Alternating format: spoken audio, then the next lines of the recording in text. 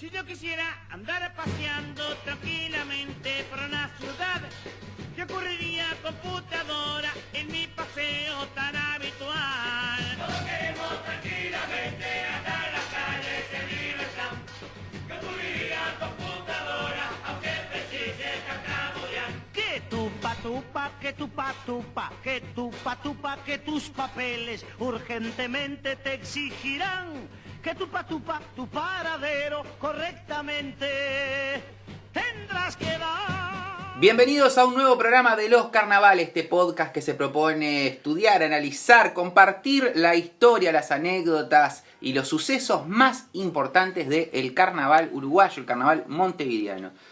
Hoy tenemos un programa, a mí me resulta sumamente interesante porque nos vamos a meter en esa relación que tuvo nuestro carnaval, yo diría particularmente el género murga, con los años de la dictadura en nuestro país, una dictadura que fue desde el año 73 hasta el año 86. 86 fue el retorno, digamos. Y bueno, siempre se habla, ¿no?, de esa relación del carnaval con y cómo las letras, sobre todo, y los conjuntos de murga trataban de superar la censura que ponía el propio régimen militar y su compromiso y las consecuencias que tenía su manejo, digamos, de repertorios en esas épocas.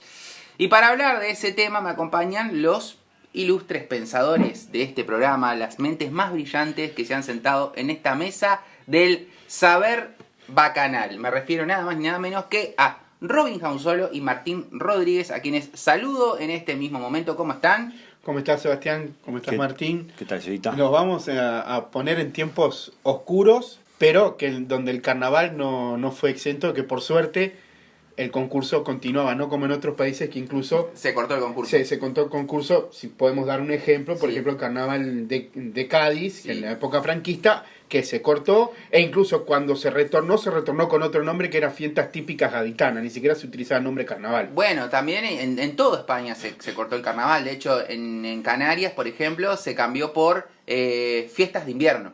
Ahí está. Fiestas de invierno. La palabra carnaval ya La palabra carnaval es subversivo. no está. Acá llegó a pasar una cosa, pero no por el tema del ejército que estaba en el gobierno, sino que por algún problema que hubo con el tema de las ganancias que tenían los participantes. Pero eso lo vamos a ver en otro. Pero acá nos gusta ir paso a paso para llegar al año 73, en este caso, que es el objetivo que nos proponemos, y es hacer un poco de historia para atrás, ver cómo era esa relación de los conjuntos y el contexto, y cómo las letras de las murgas de alguna manera interactuaban con la realidad, con la actualidad. Y bueno, por ejemplo, se manejaban en las crisis políticas o económicas los repertorios de las murgas. Claro, ya el Uruguay de la época de las vacas gordas, ya a mediados finales de la década del 50, cuando ya se pide el primer préstamo al Fondo Monetario Internacional, ahí ya empezó a decaer nuestro país, y obviamente que también se vio reflejado Porque hasta la primera década de la primera mitad del siglo XX era la Suiza de América, la tacita de plata. la tacita de plata, la Suiza de América. Tacita de plata que también no sé si de plata, pero tacita también se le dice a Cádiz, ¿no? Tacita, sí. Vaya otra coincidencia, que acá se le conoció a Uruguay como la tacita de plata y allá en Cádiz también la tacita. No sé si de plata, pero sí tacita. Otra coincidencia con Cádiz. Bueno, y entonces toda esa crisis económica y también social empezó a hacer mella, y empezó a que las murgas tuvieran, como lo vimos en otro capítulo, las murgas hacían letras que se dieron cuenta que servía, la gente se reía mucho porque iba a las clases bajas o clase media baja, a las populares. Y entonces eso fue lo que empezaron a hacer las murgas y los conjuntos de carnaval en general, en todas las categorías, tomar un poco la realidad de la sociedad. Pero ya que hablábamos de censura, voy a tomar una anécdota de un año, estamos hablando de predictadura. Año 46.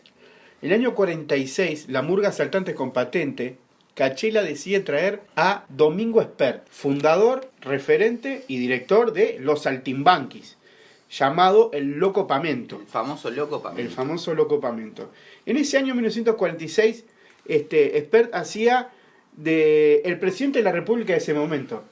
Estamos hablando de Juan José Amézaga, que además ese año 46 era año de elecciones en Uruguay. Claro. Entonces lo imita, obviamente en tono burlesco. ¿Y qué pasa? Si bien Espert era, bueno, Amézaga del Partido Colorado, Espert tenía muchos contactos y dentro de un sector del Partido Colorado, más que nada de Luis Valleverres, que en ese año se tiraba a la vicepresidencia, porque el presidente era Tomás Berreta. Al final Luis Valleverres va a tomar la presidencia porque se muere Tomás Berreta casi enseguida que asume. Bueno, le hace un cuplé, le hace una sátira. Eso llegó a oídos de la mujer de Amézaga. Estamos hablando de Celia Álvarez Moulia de Amézaga. ¿Qué fue lo que hizo? Le dijo a las autoridades del carnaval, no solo censuren ese cuplé, sino que pedimos la descalificación de asaltante con pata de mierda. Algo que las autoridades del carnaval hicieron eso. ¿Hicieron caso? Hicieron caso a la primera dama de Uruguay de censurar, o sea, estamos hablando cuando hablamos de censurar que no lo podían hacer en ninguno de los tablados, y además descalificar a Asaltante con Patente, que era la favorita a llevarse el primer premio de ese año por lo que se relatan en las crónicas, ¿no? Que era la más favorita. Estamos hablando que Cachela decide llevarse al fundador histórico de Saltimbanquis y le pasa eso. Y le pasa eso. Y estamos hablando de 1946. Censura en democracia. Censura en democracia. Una vez más vemos como el concurso oficial y su transparencia hacen gala del carnaval, ¿no? Cosechando amigos es Claro, este espacio. claro, algo así, sí. Cosechando amigos. Ya en el 46. Claro, siempre está como esa relación, y creo que no solo en Uruguay, sino en distintas expresiones carnavalescas a lo largo, alrededor del mundo, de esa relación del carnaval con cierto pensamiento de izquierda, ¿no? Eso está como muy instalado, ¿no? Sí. El carnaval es de izquierda.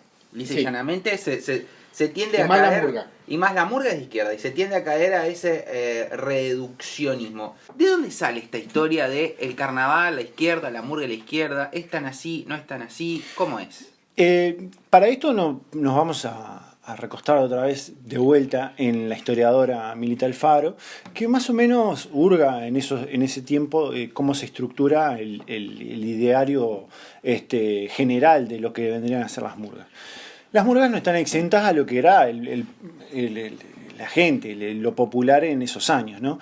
Entonces, sí, había muchas murgas que estaban muy politizadas, eran años convulsionados, sí. Eran años complicados, y había murgas que estaban altamente politizadas, o venían contexto internacional también convulsionado, ¿no? También, y tenían referencias a gente que militaba y también estaba en la murga. Entonces había determinadas murgas que sí eran identificadas con la izquierda, como Araca, Los Diablos, que ya venían desde hace tiempo con esa politización, ¿no? Pero hay otras que no, que seguían haciendo carnaval, o sea, como siempre, y ante ese contexto medio dudoso, lo que hacían era reafirmar lo que venían haciendo o viejas cosas que venían haciendo. Entonces, lo chabacano o, digamos, cuplés verdes o algo así, los reafirmaban y los reproducían como siempre. No tenían mucha, digamos, incidencia en lo que vendría no a se la ser. jugaban. En temas complicados porque se iban por el chiste verde y se ahorraban el problema. Claro, pero eso lo vemos con la cabeza de ahora, ¿no? Claro. También capaz que no jugársela era hacer eso, ¿no? Era decir, bueno, yo voy por acá, entretengo, hago reír y nada más, ¿no? No me voy a meter en esa cosa de la política, que capaz que no la entiendo, algo así, la gente no necesita eso, ¿no? Bueno, y uno de los casos más emblemáticos de la murga de izquierda, de esos años predictadura, es el de la Soberana, ¿no? Claro, Sí, te quería cortar. Estamos hablando también de una época donde todavía la izquierda no estaba unida en un solo partido como surgió en el año 71, que es el Frente Amplio. O sea, estaban los socialistas por un lado, los comunistas por el otro, el anarquista por otro lado, los más los trotskistas, y entonces no era un... Y claro, un no partido podemos saber en esta época cómo se veía una persona de izquierda, ¿no? Claro. Era como, ¿qué es eso? Es un raro, un rojo, ¿qué quiere? ¿Vender mis cosas? No sé, es como hacer Claro, aparte era muy empapado, muy empañado por las concepciones políticas De afuera, internacionales, obvio. con Estados Unidos por un lado. y Claro, todo- lo que había pasado en Cuba. Claro. Imagínate que quieren hacer una Cuba de acá. Claro, claro. Bueno, cosas que vemos hoy por hoy. Sí. Pero no, bueno, y además el ambiente era un ambiente agitado, ¿no? No era como el de ahora, o sea, Claro. extrapolándolo no es lo mismo, digamos, ¿no? Eran casos más violentos también, la violencia con la izquierda estaba muy asociada, etcétera, etcétera. Bueno, estábamos hablando de La Soberana, que nació precisamente en el 69, ¿no? Arraigada en el barrio de La Comercial de Montevideo. Es creada por José Pepe Lanís, Pepe Veneno, y sus hermanos César, Luis, Darwin y Ángelo Pelado Díaz, entre otros, obviamente, ¿no? A diferencia del mito que se creó, no fue una murga cuyos fundadores eran militantes políticos, obreros y estudiantes. Si bien estaba Pepe Veneno y José Morgade, personas que, como decíamos, que eran muy politizadas, ¿no? No eran un comité de base, es más, los ensayos de Pepe Veneno, el Pepe pasaba largas horas adoctrinando a los componentes de la Dando murga, la lata. dando la lata. Les contaba que debían sentir para transmitir lo que se escribía, ¿no? Con Claro. un sentimiento profundo, ¿no? En esos talleres preguntaba a sus componentes por qué salían en carnaval, por ejemplo, y ahí la lata. Bueno, quiero completar un poco eso. Eran, bueno, ¿y qué contestaban? Claro. Bueno, algunos decían, bueno, porque el carnaval, el pueblo, la fiesta popular. Algunos otros, como queriendo congraciarse con Pepe Veneno para no irse, para que no lo sacaran. No, que la revolución, y que la izquierda y todas esas cosas. Y en un momento, ellos tenían un componente que se llamaba el Negro Baeza. El Negro Baeza era enorme, un moreno, enorme, con voz gruesa, pero un hombre tranquilo. Y entonces, lo que mirando, y vos Baeza, ¿para qué haces carnaval? Fue después de un tablado, de una Ahí noche va. de tablado, los reunió ahí y les preguntó nuevamente, Ahí ¿no? va. Y Arengándolo. dice, y yo por los taxis y la milanesa al pan. Entonces los demás empezaron a reír. Y vieron que él no se reía, Claro. que era verdad. Claro. Bueno, terminada la jornada de la gira de tablados, César Alanís, el hermano de Pepe Veneno, cuenta Douglas Alanís, que después lo vamos a nombrar bastante, que es sobrino de Pepe Veneno, cuenta que su padre, César, empezó a entregar, era el que se encargaba de pagar los tablados, la plata, y cuando le tocaba esa, dice, tome Baeza, como hablándole con respeto, porque es como que el único que se había... Ah. que había hablado con no sé, no digo que los demás habían mentido, pero estaba con fundamento. ¿Y por qué los taxis y la milanesa al pan? Le da la plata, ¿qué hace él? Va hasta el mostrador del club, mientras los demás empezaron una jornada larga de copas. Claro, quedarse en la Ahí, cantina. En la cantina, estamos hablando de llegaron tarde ya de los tablados, y le dice al cantinero, deme un litro de vino, 6 milanesas al pan y me llama un taxi. Viajaba en taxi hasta su casa, El cerro. al cerro, y las 6 milanesas del pan eran para sus 6 hijos. Entonces, y ahí se fue Baeza con su revolución. Su revolución era llegar lo más temprano, lo más rápido a su casa por eso el taxi, Con y milanesas para sus con hijos. milanesas para sus hijos. Pero ahí vemos cómo la Soberana le intentaba dar ese discurso concientizante a las clases más populares sin saber que capaz que un integrante estaba Claro. pasando por esa situación, ¿no? Claro. Era increíble. Bueno, y al año siguiente de la creación ya obtiene el primer premio en el concurso oficial, ¿no? Y Algo bastante llamativo, Sí, porque sí, obvio. no estamos en dictadura, pero ya a En las el 70, murgas, ¿no? sí, a las murgas de izquierda no eran, o las que se empezaban siendo de izquierda, no se le daba un primer premio, Claro. no las ponían tan alto. Y ahí vemos que predictadura ya esto era complicado, porque el posicionamiento político de la murga, crítico con el gobierno de esa época, le valió la censura y la persecución de los integrantes, quienes ocasionalmente fueron privados de libertad, ¿no? En el año siguiente del golpe de Estado, en el 73, que terminó por instalar el régimen dictatorial, la murga desfila vestida de colores nacionales y encadenada por las calles de Montevideo. Por este hecho se prohíbe a Pepe Veneno y es detenido por atentado moral contra las Fuerzas Armadas, vilipendio y encarnio. Luego de ser sometido a torturas y en una reclusión de 3 años, Alanis emigra a Suecia en calidad de refugiado político. Después vamos a ver más adelante, capaz que en el próximo capítulo, mejor más, que se censuraba y se prohibía por causas bastante chicas o, digamos, bobas. Y esto sí, era bastante contundente, ¿no? O sea, estamos hablando que censura siempre hubo. Sí. Censura siempre hubo, pero yendo camino rumbo al 73, la cosa se empezó a tensar más. Ahí está. Tanto a nivel del Estado, que obviamente estaba desembocando en lo que era una dictadura militar, y bueno, en algunos personajes del carnaval que ante eso, se puede decir, no se achicaban. No. Por ejemplo está el caso de José Milton Alanis, Pepe Veneno, que para nada se achicó, decidió salir así, y bueno, eso le valió.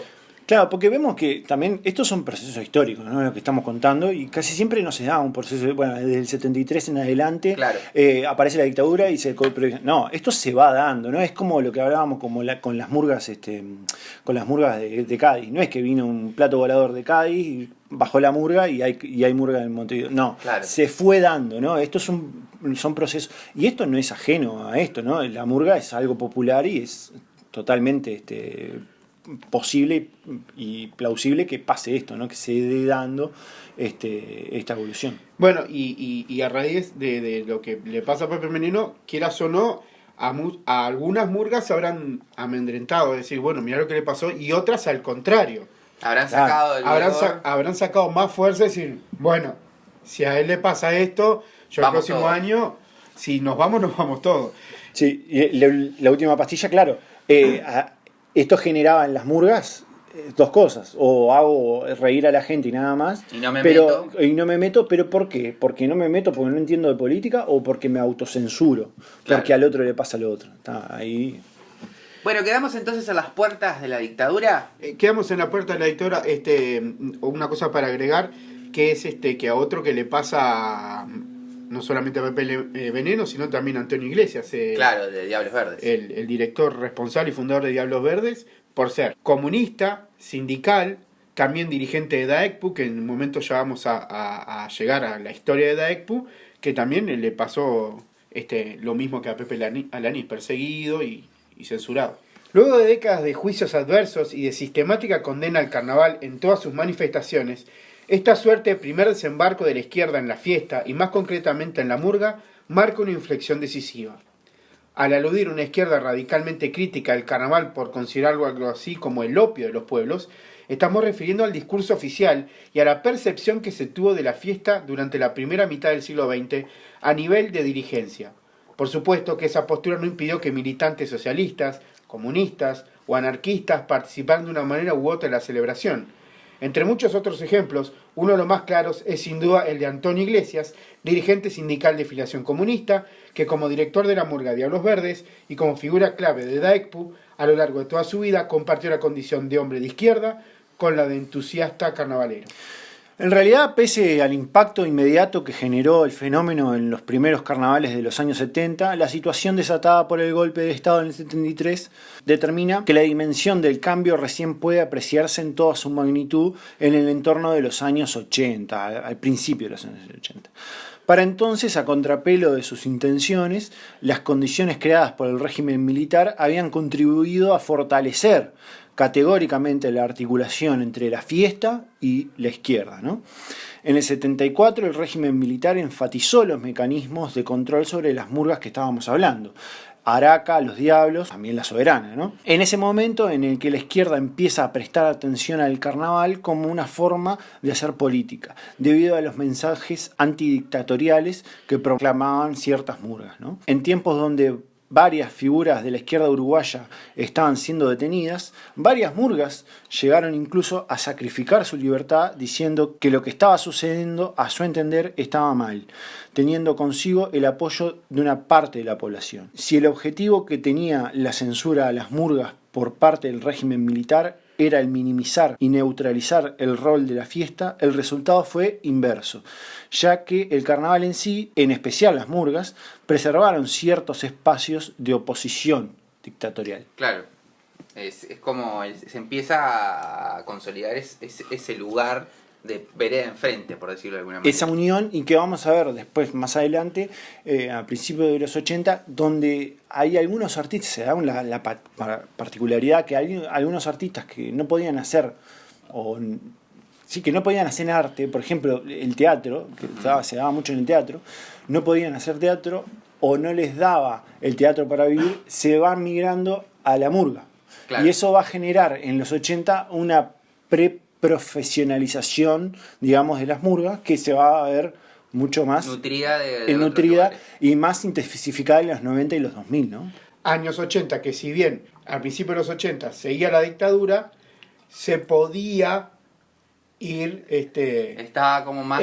había un poco más de libertad, o sea, si bien había censura, se podía jugar más ya diciendo las cosas en forma más clara y no tan esconder sobre un mensaje, no sé, subliminal. Claro. Esconder en las letras otra cosa también para que no te la censuraran. pasaba algo que era que en el 80 hubo un plebiscito. Exacto. Que, digamos, impulsado por el gobierno de facto de turno, que se puede decir lo perdió, y eso hizo que la gente ya se le animara un poco más, digamos. Bien. Se le animara un poco más a la censura y a todo lo que proponía el gobierno de facto. Sí, y en el capítulo ese, que vamos a hablar de los 80, justo del plebiscito, vamos a ver que había muy pocos ámbitos en la convivencia pública para verse con el otro, digamos. Claro. Era el fútbol, alguna que otra marcha y el carnaval, el tablado, ¿no? El tablado. Muchachos, ¿les parece cerrar por acá? Yo sé que quedamos en la puerta de la parte más jugosa, aunque este introito fue sustancioso también, pero dejamos para una segunda entrega ya el meollo, murgas en plena dictadura. Robin Jausolo. Bueno, quedamos en la puerta, ahora nos falta entrar. Martín Rodríguez. Yo me quedo en la puerta.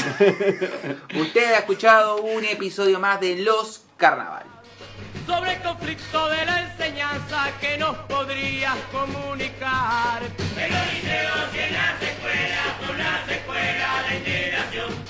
Ya que hay que estudiar es por trabas a donde marcha nuestra nación. Nuestro país es una locura, ya no hay cordura, todo anda mal. Y el que asesina nuestra cultura es por 2 veces un crimen.